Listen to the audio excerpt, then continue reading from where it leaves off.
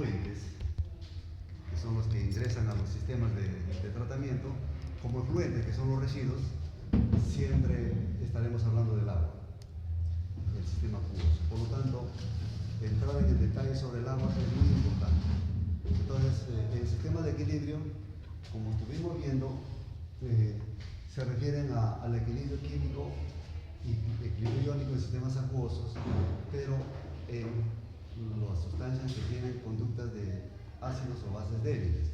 ¿Y quiénes son? Las sustancias orgánicas que son la mayor, que tienen la mayor composición, que son los componentes mayoritarios en los sistemas de tratamiento, tanto de residuos como la parte de sólidos, líquidos o gaseosos.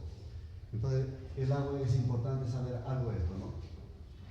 Hay un principio básico que decimos siempre, la autoionización del agua. Entonces, vamos a ver esto sobre el agua, la ionización del agua.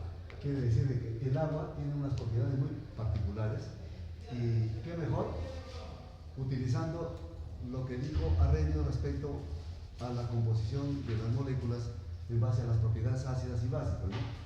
Y según Arrhenius, que se fusionan con la de Bronsted-Lowry y también de Lewis, el agua pues con un equilibrio y se disocia en protones, o estos se llaman iones, protones o hidronio y los OH. Entonces, por ejemplo, ahí el agua líquida tiene esa propiedad. Un sistema de agua líquida normal, dado las condiciones, con el tiempo tiende a ionizar. Entonces, partiendo de ahí, hasta llegar a un estado de equilibrio. Es decir, el equilibrio de la ionización del agua está dado por eso, la cual, de acuerdo a la constante de equilibrio iónico, estaría representando de esta forma, ¿no? Pero estas dos moléculas representan agua pura. Agua pura. Entonces, los valores de cambio de la ionización estarán en función solamente de todos, de la concentración de iones hidronio y los OH. Entonces, si nosotros matemáticamente pasamos que esta es agua pura, significa que le damos como si fuera una concentración de 1. Pasa a la constante de ionización y ese producto se llama producto de ionización del agua. Entonces, el producto de la ionización del agua, el Kw estaría en función del producto de los dos, y eso, evaluado experimentalmente a 25 grados centígrados, es igual a 10 a la menos 14. Entonces, a esta temperatura se conoce, y que son la mayoría de sistemas de trabajo, esa temperatura ambiente, 25 grados, por eso es que se utiliza ese parámetro, 10 a la menos 14. ¿Esto qué significa? De que si esta es una constante, quiere decir que el producto, 10 a la menos 14, cada una de las concentraciones son iguales. ¿Esto qué significa? De que la concentración del iones hidrógeno con los OH en el equilibrio a 25 grados es igual a 10 a la menos 100. A 25 grados. Sin embargo, esto es la tarea ordinaria a temperatura ambiente. Pero para temas de investigación hay una ligera variación. Por decir, si nosotros evaluamos la ionización del agua a otras temperaturas, entonces aquí tenemos una tablita donde te dice cómo varía el Kw en función de otras temperaturas.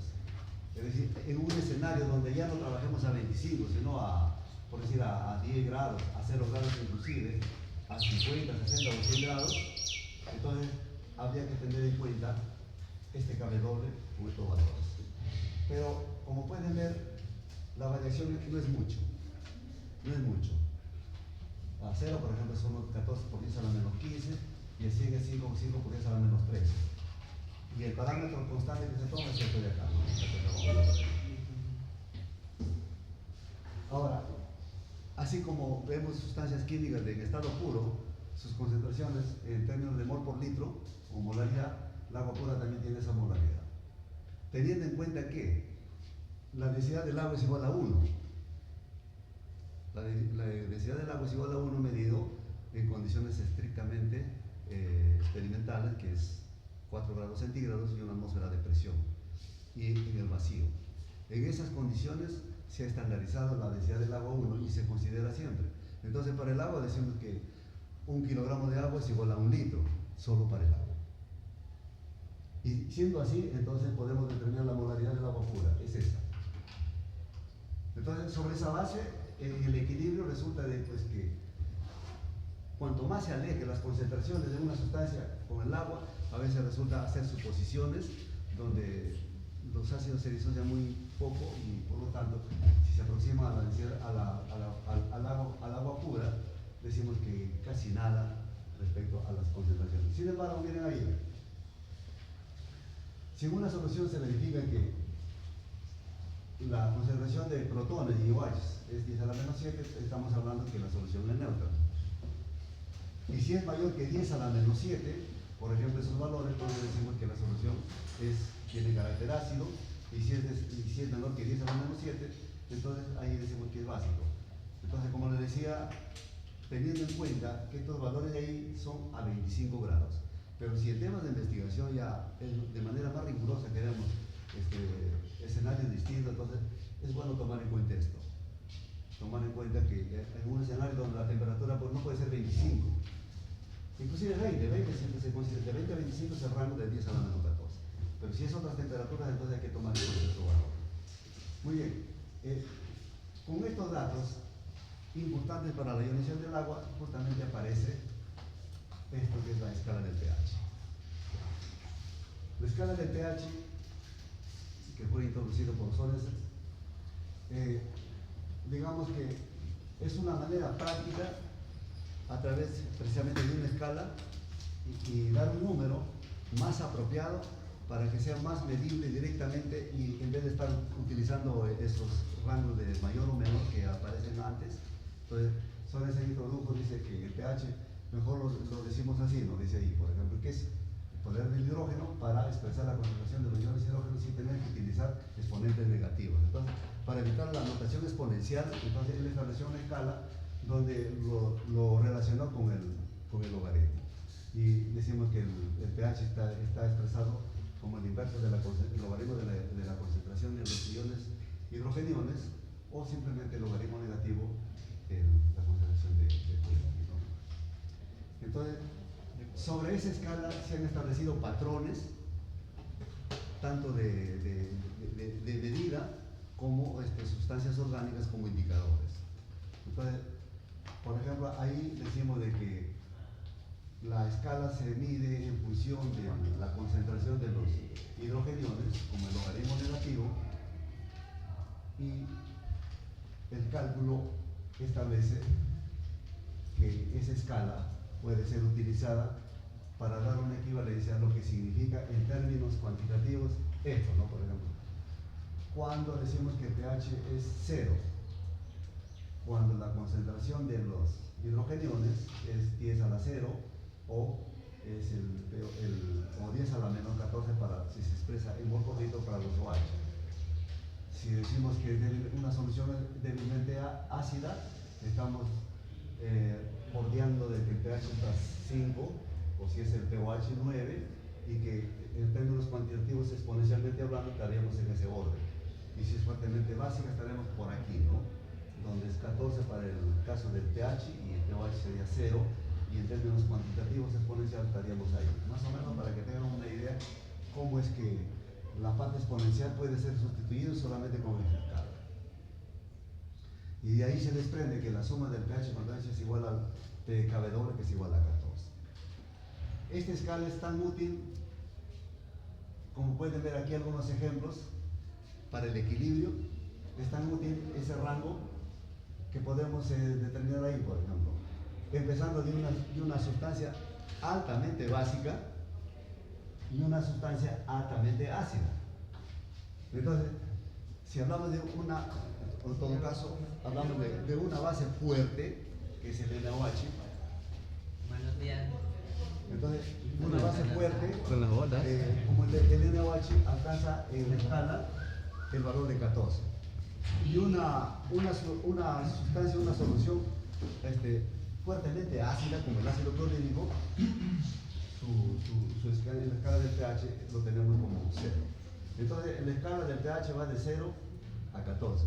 Pero en este rango, como vimos en la clase anterior, ustedes han visto que en el escenario de calificar, de categorizar a las sustancias en carácter básico ácido, la mayoría tienen conducta de soluciones débilmente ácidas o soluciones débilmente básicas. Es decir, la mayoría de conjuntos de sustancias están en ese orden.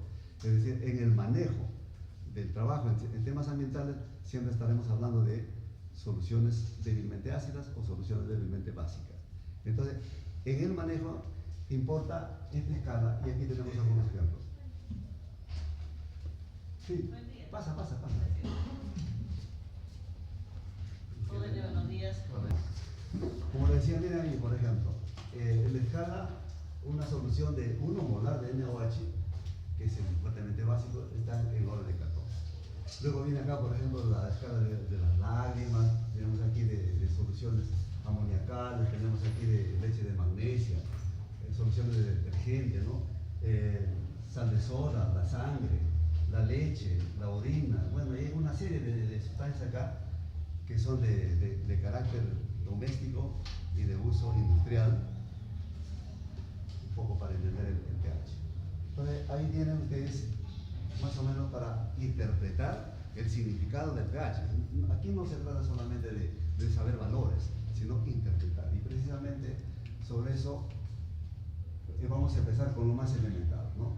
Por ejemplo, ahí hay un ejemplo, dice determinar pH en una solución cuya concentración de H es igual a 2 por 10 a la menos 9 e indica si es ácido o base. Bueno, sustituyendo, ahí encontramos de que pH es 8,69, mirando la escala, decimos de que es una base débil. Y así, tenemos por ejemplo aquí dice, calcular la concentración de iones hidrogeniones y la OH en una solución de ácido acético, 0,1 molar, que está ionizada en un 1,3%, un grado de ionización. Entonces, ahí evaluamos los parámetros que nos me piden y vamos a encontrar que aquí los iones OH es 7,7, indicando de que el grado de ionización es esto, ¿no? El 1,3%, que equivale a eso será la cantidad que se ha ionizado, equivale a ese 3% de la concentración inicial, que es esto.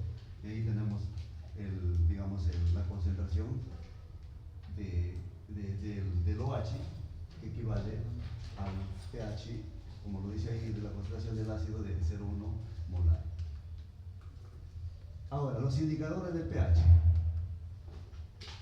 Los indicadores son moléculas generalmente orgánicas, son ácidos y bases débiles, que se caracterizan por tener enlace covalente.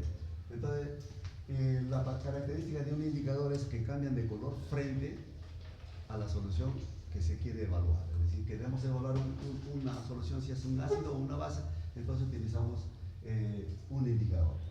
Entonces dice, como dice ahí, son ácidos o bases orgánicas débiles, donde indican un punto de final. Ahora, los indicadores del pH están considerados o categorizados de acuerdo al rango del pH que se quiera medir. Por ejemplo, acá, si queremos medir,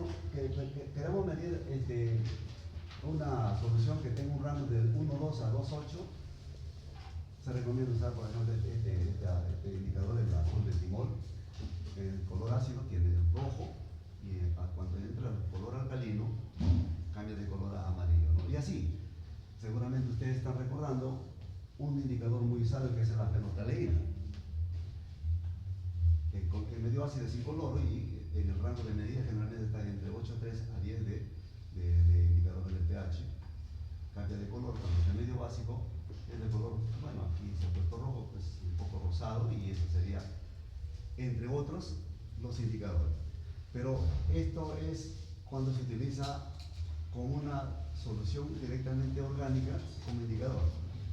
Pero si se utiliza otro tipo de indicador en la cual están impregnadas las sustancias son las cintas que lo tienen aquí, ¿no? Estas cintas son resinas que están recubiertos de los colorantes antes expuestos ahí.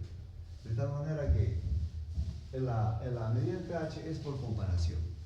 Una solución con un pH se sumerge en la cintilla y se compara con estos indicadores estándar que aparecen en la misma tabletita de la escala, y eso nos dirá a qué pH corresponde cuando leamos y que coinciden con los colores. Ahí está.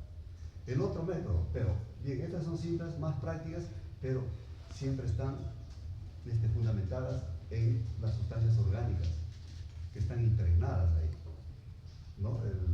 Puede ser el caso de los anteriores, que son sustancias orgánicas que se manejan en solución.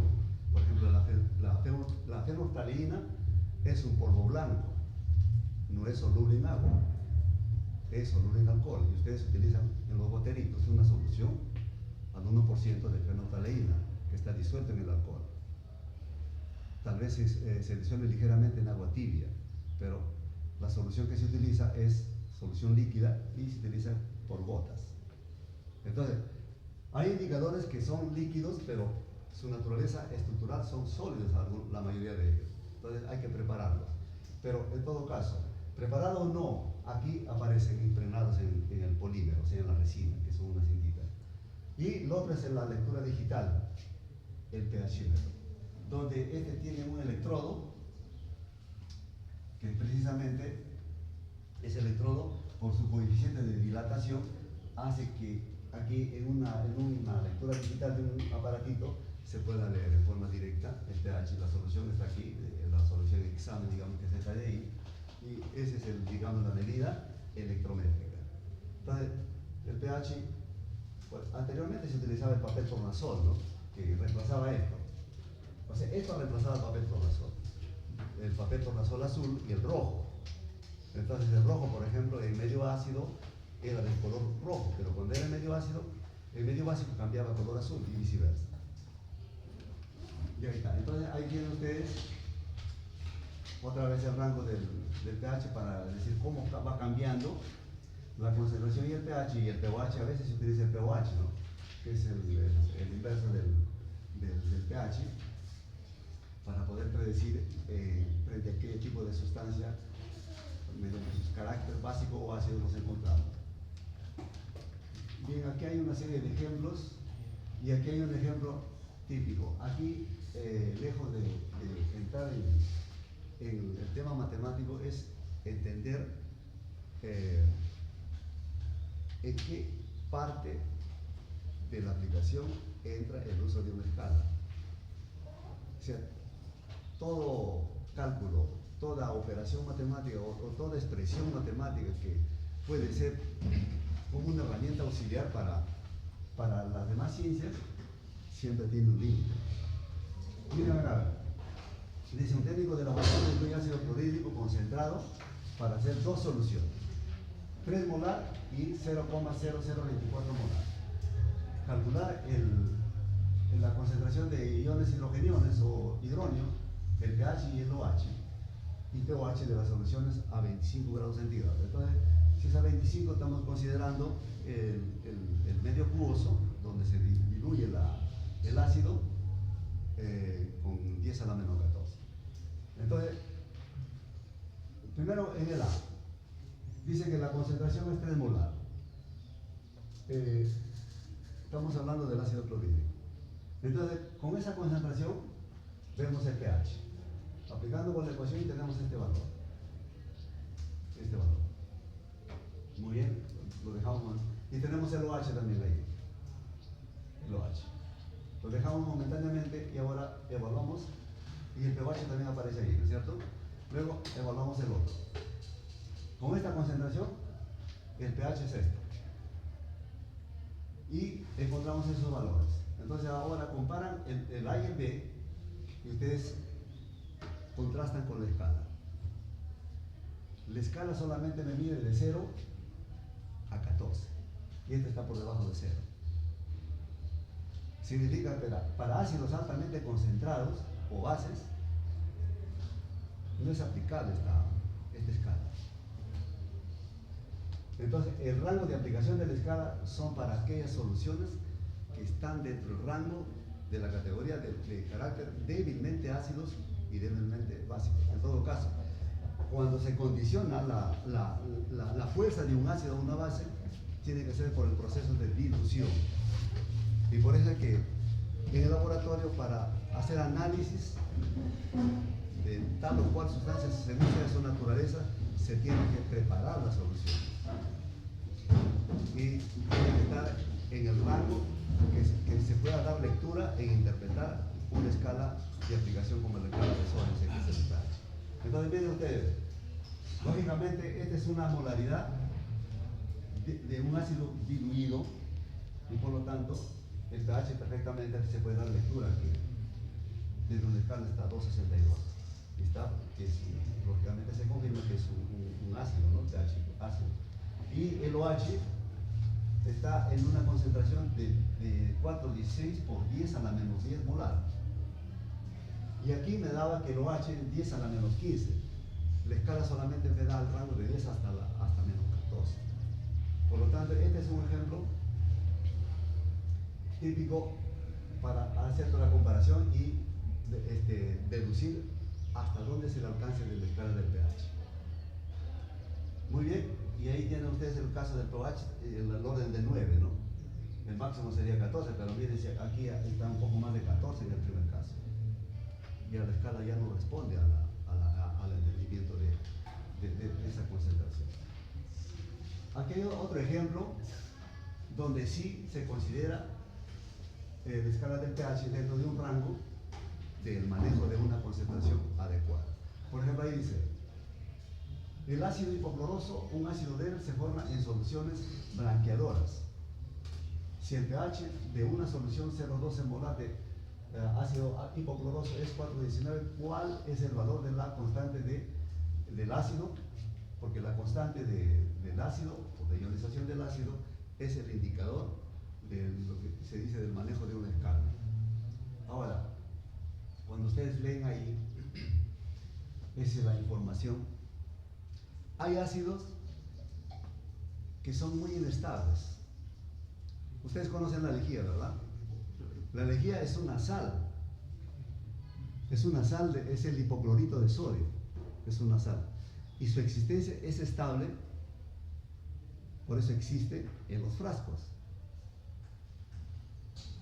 Y cuando se diluye en agua, instantáneamente aparece este ácido, que tiene una existencia transitoria.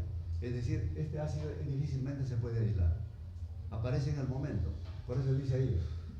Es decir, cuando se prepara la lejía, que es un blanqueador para blanquear la ropa y también tiene otras aplicaciones, entonces se diluye en agua y ahí aparece este ácido. Y esa es la concentración que se da. Entonces, como se trata de un ácido débil en la categoría, entonces aquí vamos a llegar a una situación donde este ácido,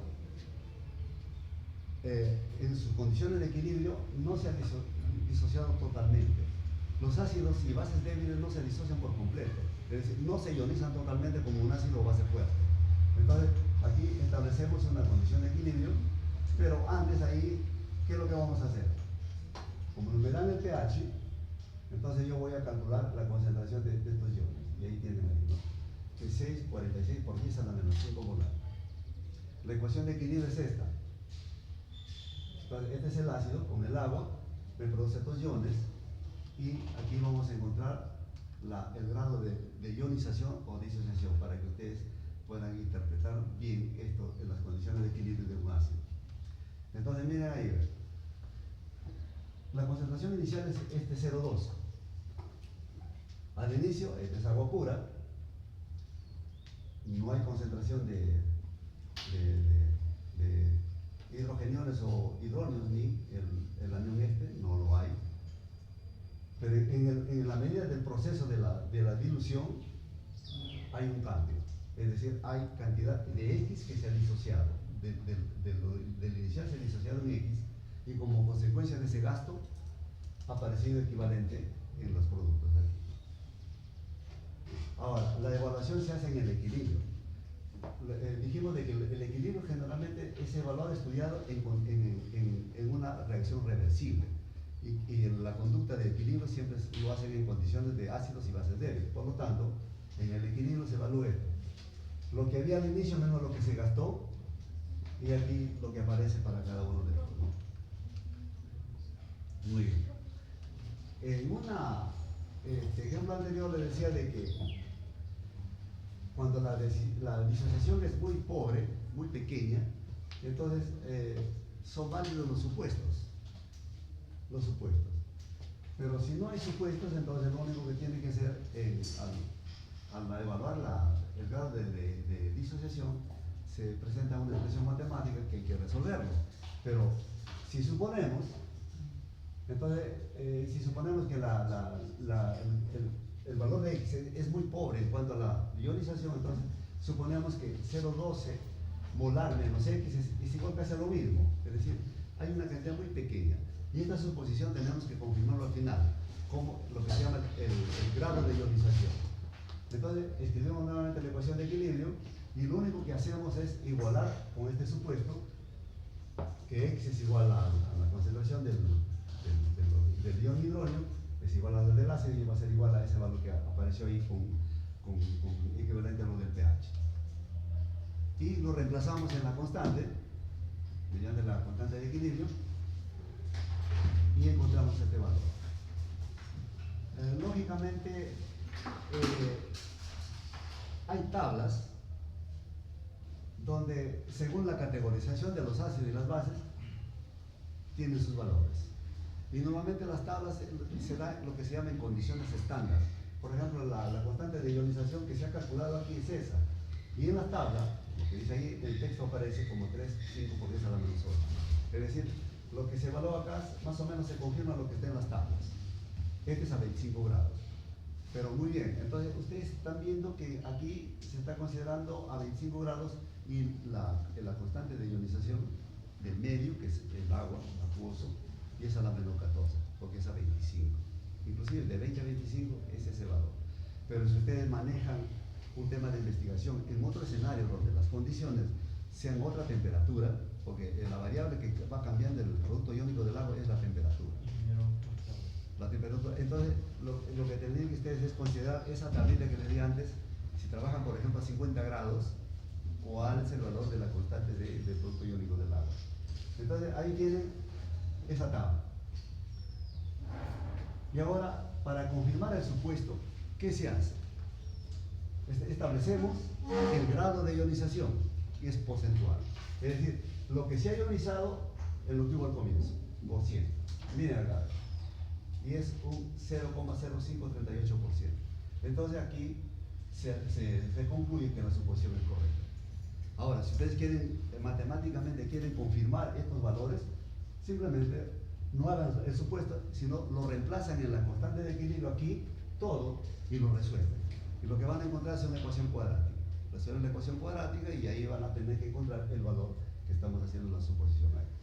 Muy bien, entonces, lógicamente aquí hay otro ejemplo del mismo ácido, solo que aquí lo que me dan en el ejemplo anterior, aquí me lo piden. Eso está en las diapositivas. Yo quería terminar esa parte para darles una aclaración sobre eso, y si también vamos a entrar al tema de hoy día, que yo les había anunciado la clase anterior respecto a algunas consideraciones iniciales.